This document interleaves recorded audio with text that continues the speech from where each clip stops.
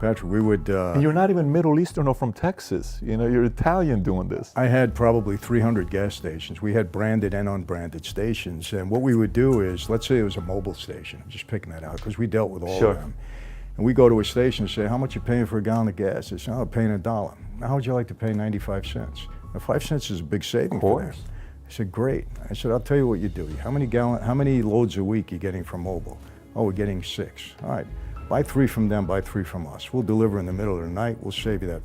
By the end of the day, they wanted us to service them all. They didn't want to buy anything from mobile anymore. I said, you can't do that. You got to keep your brand. Nobody can compete with us. And if we bought a couple of gas stations, like I remember one incident, there were 4 gas stations on a corner, big ones. We bought one of them, and I went to the other 3 and I said, now here's the deal. I said, I'm going to be the lowest guy on the corner.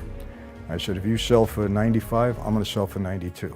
If you sell for 92, I'm going to go down to 80 until I put you all out of business. So let's keep it at a certain level and we don't have to compete. You told them that, so there was a regulated number that we're doing with, so no one's... I said, if you guys stay at this number, you'll be fine. If you try to compete with me, I'm going to knock you out because you can't compete with me. And pretty soon they were all buying from me anyway. There'll never be anything like that again.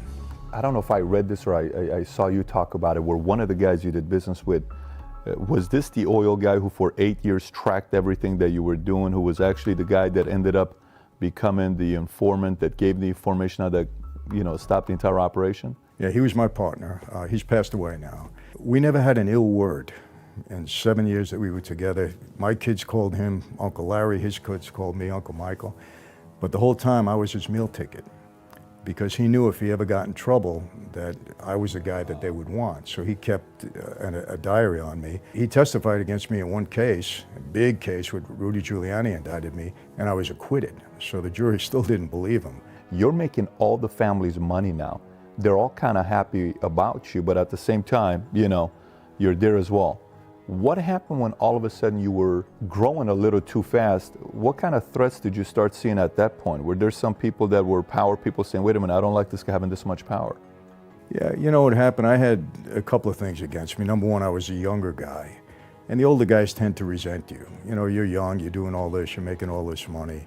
And that comes with the territory. You can't help that. You try to deal with it as best you can. You know, you're not flaming that fire, so to speak, but it happens.